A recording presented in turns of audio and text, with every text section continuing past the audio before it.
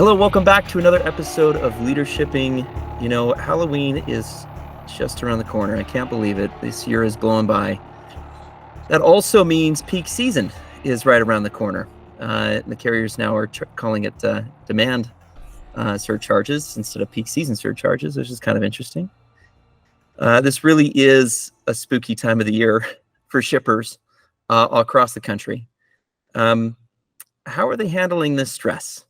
You know, we've talked a lot about relationships with, UPS and FedEx and how you might be able to use data to improve both operationally and contractually. We have not turned this conversation too much around to having it be about the logistics professionals themselves. And that's what today's episode is really going to be about.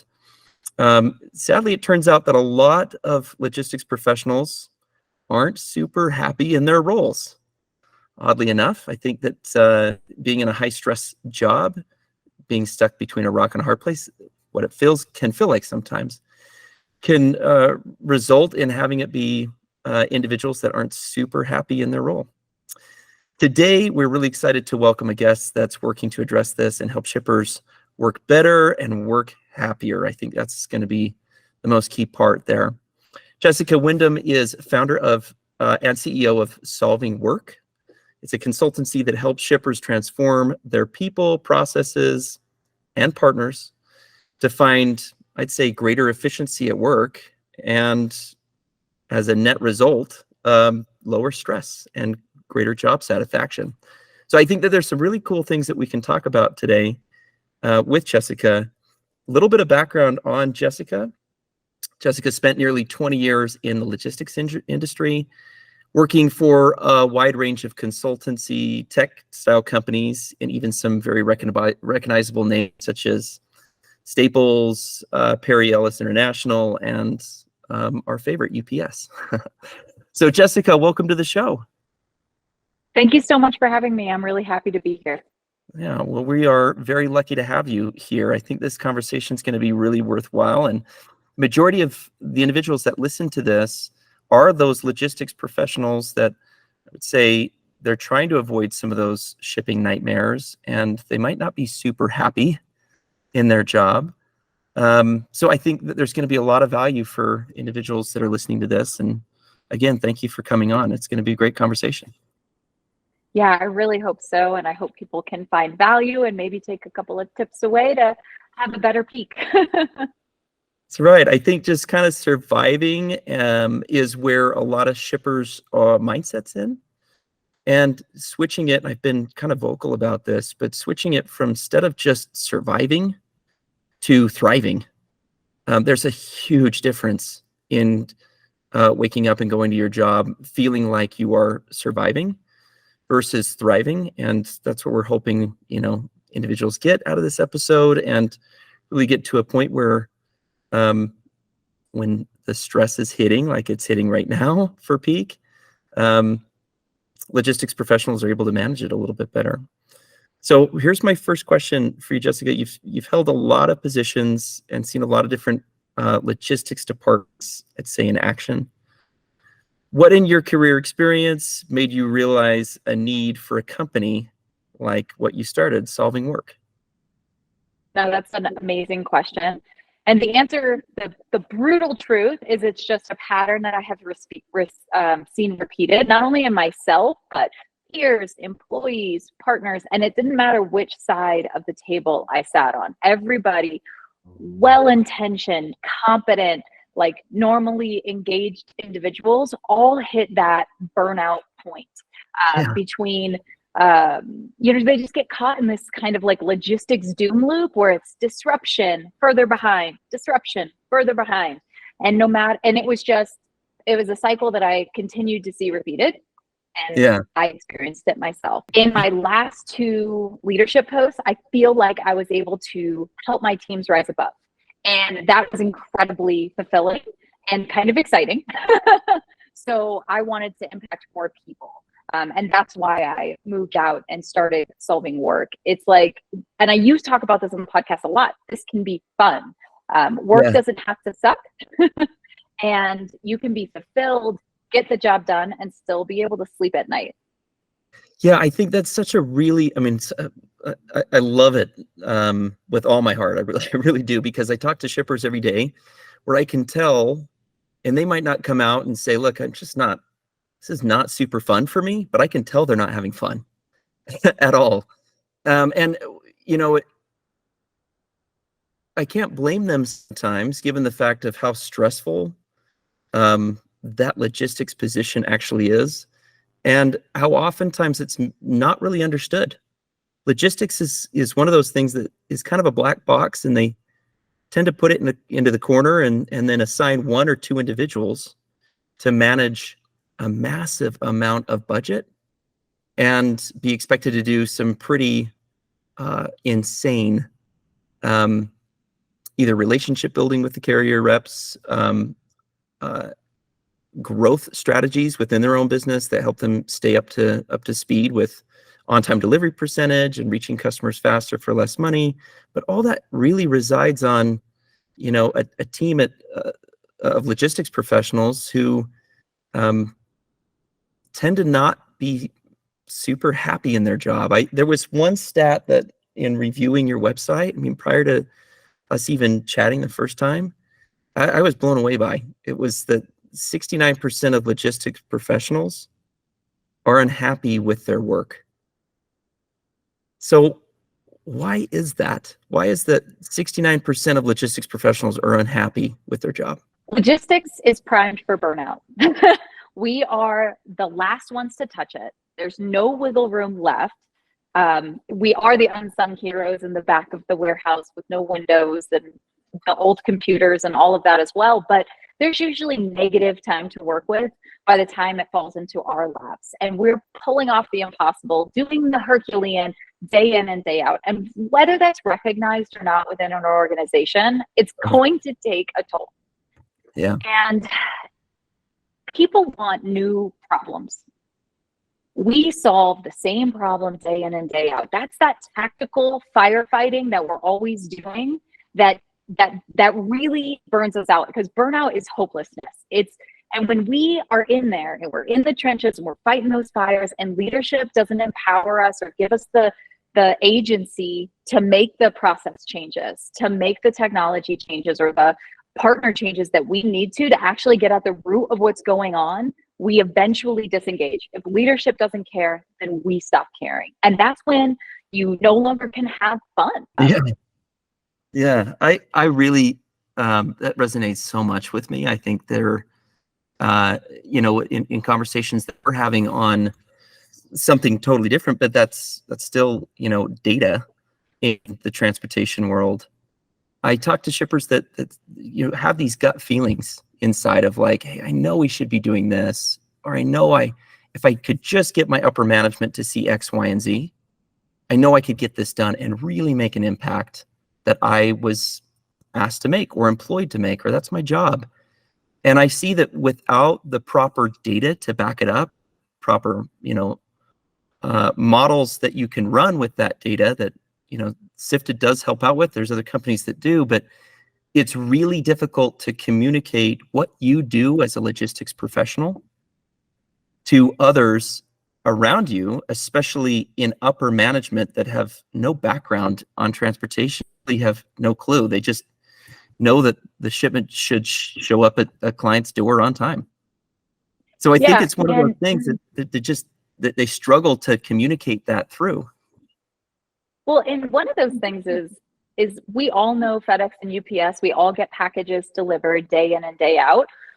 So everyone's an armchair expert when it comes to transportation. So that's where I think one of the big challenges in communicating the complexity falls, is everyone thinks that they're an expert and knows how easy it should be without being, and so that's where the communication pieces and staying organized and stuff really helps the logistics professional make the kind of communication internally that they need to. But overall, it's just a very stressful world, and that's never going to change. Yeah, I think the logistics burnout really resonates, and the hopelessness that can come from that. On the flip side, and I think this is why I'm so passionate about having fun in transportation, is if any industry that's constantly changing and that is not the same, it's transportation. And there is something fun about that.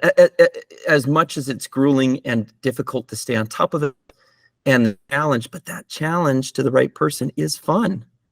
And as long as you can go about it in the right way and kind of navigate that through, I think that fun is to be had, and it's there. So I'm really curious. You've got, you mentioned that there's the same kind of problems that shippers run into on a regular basis, just doing firefighting work. What are some of the most common shipping nightmares you've encountered when working with some of these departments that you've worked with? Yeah. So I think my number one is implementing the wrong technology poorly. These are the TMSs that go unused. These are the business intelligence that nobody looks at. And we spin our wheels. We have a lot of motion in there. We do something, but it's not the right thing. And then no one ever wants to touch technology again. And what we needed to have done is invest the time at the front end to really understand the problem that we're solving, so that we could then figure out the problem. Figure out the problem we're trying to solve, and then find a solution that actually does that, and then invest in the change management to get it over the finish line. And I said the word invest like 6 times in there, because in order to get the ROI, you have to make that investment on the front end. And what I find is because we're in the tactical firefighting mode so often, we do these big strategic initiatives as like a side project, in the spare time. So they don't get the attention that they need and that they deserve. And thus they're not successful. And then we're like, well, we're just going to do things the way we've always done it. Yeah. And I think that is the root of the problem that most shippers run into, is we're just going to keep doing things the status quo, because nobody gets fired for just doing the things that we've always been doing. And I think it's those individuals that take a leap on the technology. The worst thing, and I'm so happy you said that, because I see that really as a common thing. When somebody does go outside their comfort zone, they do take a leap into buying technology, thinking this is really going to make the difference. They don't properly vet it, and it's the wrong tech that they bring in. Oh man, that is painful. That is super painful. Those shippers have put their neck on the line. They implement a massive TMS with a huge integration, and then it just sits there, or a BI tool that they don't use. Like you mentioned, I think that is such a great call out. Yeah, I find it's tough, because I know most logistics leaders in this space, they want to do better. They want to move things forward. They really want to make this progress. And it's difficult. And when they see somebody else try and fail, like leadership gets, shy of it to move forward. But then, there's just in tech, there's the fail fast and fail forward. But in logistics, we're not often given that space. So Yeah. That's why we have to take that additional time on the front end to be more sure, to do what we need to do, to incorporate those lessons learned, but can keep moving forward. Yeah. That's a really powerful soundbite, and something I never thought of before, which is tech fails forward, and you're totally correct on that. They have this kind of mentality of fake it till you make it. You cannot do that in transportation. Mm-hmm. It doesn't take,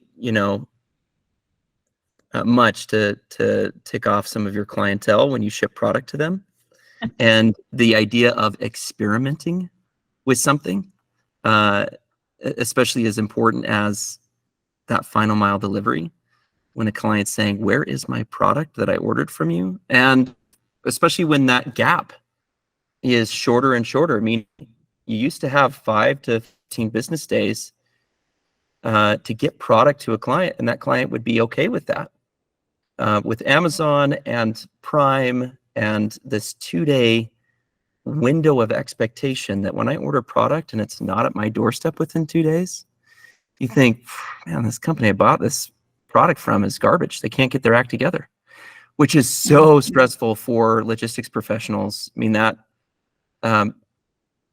Amazon effect is what we call it, of clients that are ordering product are expecting it there within that 2-day window, which is crazy. It was never a thing before. But I'm really curious, you've once you discover some of these pain points, whether it's, the root cause of logistics burnout, some technology implementations that didn't work, et cetera, what is the process you take, and you actually walk your clients through that process to address and alleviate some of that pain? Yeah. So in logistics, I think sometimes, or a lot of the times, it feels like we're sailing this boat or ship that has a hole in it. So we're spending all our time bailing the water out, trying to stay on course, and then also, making sure none of our team drown. And if you've ever read the book Atomic Habits, there's this motion versus action. And so in logistics, we are in motion constantly. And it's not like we're doing work that doesn't need to be done, but we're definitely not doing work that's moving things forward, that's getting us those new problems that people want, those new problems that are the result of personal, professional, and departmental growth that lead to thriving and engaged, fulfilled teams. So my process starts by plugging the hole. The hole needs to be plugged. That is your personal bandwidth, the bandwidth of your team, and re-engaging them. Before we go and make these big strategic initiatives, we've got to address some of the fundamentals and set this foundation so that you have, you can return the joy and sleep at night and engage in these technology and these process in these partner discussions with bandwidth, with joy, from a place of abundance, something like that. And I know that sounds a little too good to be true, but it's about setting that intentionality rather than being a Band-Aid. Bring in a tool that you actually have time to use. Yeah. So after we plug the hole, we think about where we want to go. We start to dig in to where the problems are, looking at the SOPs, looking at the KPIs, looking at where the money is being spent, identifying the gaps. When balls drop, find a why that we can fix. Sometimes when we're doing our postmortems or root cause analysis, we find the first why that's external and move on, really dialing that back and finding a why that we can actually fix. And then figuring out what we need to do now that we know where we need to go. So that's the process, that's the technology, that's the partners, filling those gaps with the right solutions. And this is logistics. Things are going to continue to go wrong. It's always going to be stormy waters, but maybe the next time the big supply chain disruption hits, your boat doesn't have a freaking hole in it. So that's the methodology with which I like to approach getting better. Yeah. And I think getting better starts exactly what you mentioned, at plugging that hole. There's a lot of people that will look externally as shipping managers to be like, oh, if I only had this program, or if I only had this software, if I only had this external solution, they oftentimes look at it like kind of, okay, where's the silver bullet? There's some magic piece that I'm not doing, that if I go to the market and look for it, that I can find it. Where when it really starts with the team that you have, and getting your head above water, I think is so critical. And there's a lot of people that we talk to that say, look, I'm happy to do all this, but right now I'm just trying to keep my head above water on a daily basis. Solving that first, so that they can, stop, putting buckets in their boats to bail out that water, I think is super, super critical. And I think that's so valuable for anybody that's listening to this right now. If you're in logistics and you feel overwhelmed, plug that hole. I think that's such a great call out. I love that, Jessica. I think that's awesome. I think that I just saw this on the LinkedIn earlier this week, that all problems are people problems. Somebody famous probably said that. And I think when we go to implement technology, we think technology will fix the problem, but people fix problems using the technology. The technology is not going to solve a single problem. And like when people are looking for the silver bullet, they forget that piece, or they lose sight of that piece. I love that. I think some of the concern that I'm hearing is it starts about October timeframe and it goes until January, and that is peak season, and then right on top of that, it's sandwiched with the GRI, or the general rate increase. And when you're telling a logistics professional that his or her budget is going to go up 10%, 15%, whatever it is, and you're starting a brand new year, and oh, by the way, you're probably getting into your busy season, that is a lot to take on in a short amount of period of time.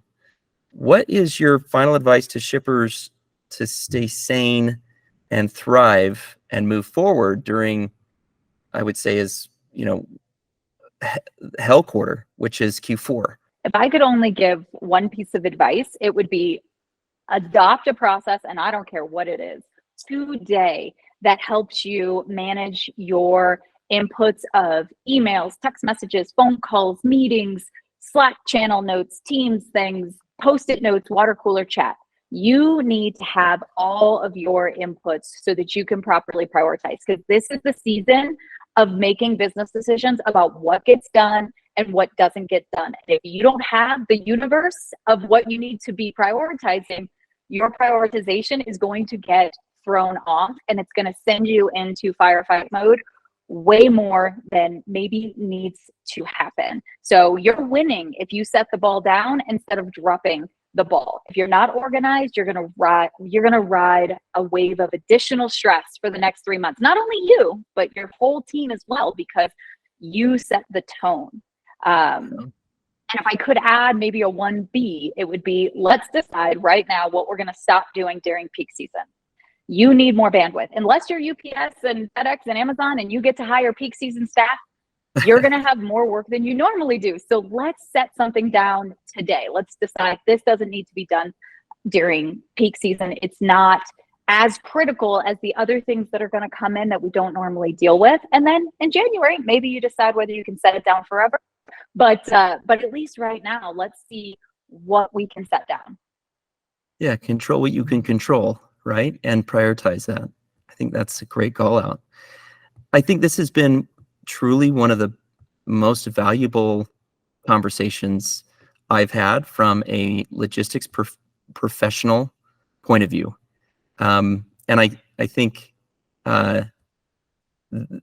anybody who's listening to this has experienced logistics burnout and what that feels like. But yet we are professionals that are looked upon to identify ways to improve, to move the organization forward that we work for, to make smarter decisions. And as you put it, Jessica, it's really up to you, us, and your team that's supporting you to get some of that work done. I think that is so valuable, and I can't thank you enough for being on the show. I think this has just been such a great conversation. I appreciate it. I really loved being here. This is something I'm so passionate about. So these conversations, they fulfill me and they help me have joy in what I'm doing and keep moving my boat forward.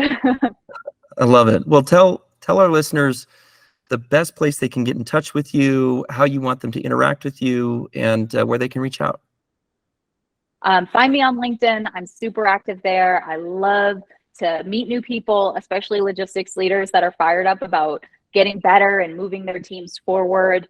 So check out my content, give me a follow, give me a connection. Let's talk in the direct messages. And also, I have a webinar coming up on October 27th. And we're going to talk all about prepping your personal peak processes. So my advice that I have here, we're going to spend 45 minutes diving deep into what you could actually do tactically to make that a reality. I can't wait to attend that. October 27th, right? Yes. Awesome. Yeah, I think it's going to be extremely valuable. I am super appreciative of you being on the show, and I think that your insight and just your communication style is spot on. I think there are so many individuals that are nodding their heads along with what you're saying, because they have felt that, have felt it themselves. So thank you again. Thank you. You can find LeaderShipping on all major podcast platforms, Spotify, Apple Podcasts, the rest. Be sure you subscribe so you never miss out on a new episode. I think one thing that's really important is interact with us. Leave us a rating, a review if you like, of what you've heard. I think that's a great way about making sure that if you've gotten value from listening to this podcast or other podcasts of LeaderShipping, tell us what you think. Make sure that you communicate with us. We want to keep providing this, or change things if you need us to. You can also view this episode on Sifted's YouTube channel. I think that's a great resource as well to see other clips and videos that we have there. If you're interested in learning more about Sifted, visit us at sifted.com. Thanks again for listening, and we'll catch you on the next one.